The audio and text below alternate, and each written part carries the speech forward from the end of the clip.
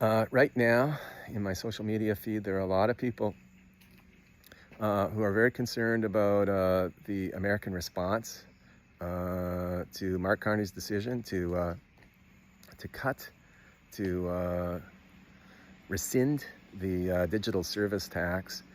Now, the situation is made more complicated by the fact that the Trump administration is really, really gloating over this situation and saying things like Canada caved, and Trump himself has said that Canada has no cards to play.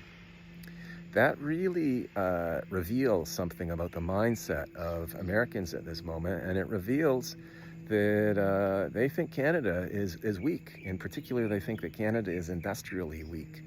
And it is eerie. I live in South Korea, and the comparison that I like to make is between where Canada stood at the end of the Second World War and where it is now.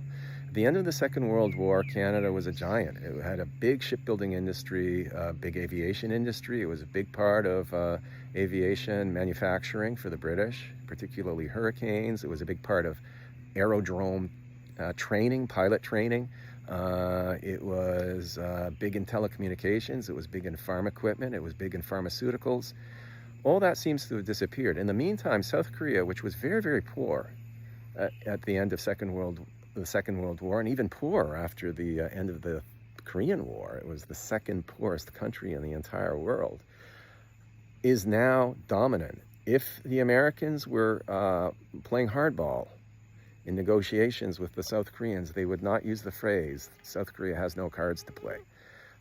So that really begs the question of where Canada basically went wrong. I mean, it's time for a little bit of soul searching. How is it that South Korea has become industrially more powerful than Canada? What decisions did Canada make that led to this situation? All power to South Korea, of course. People here have worked very hard.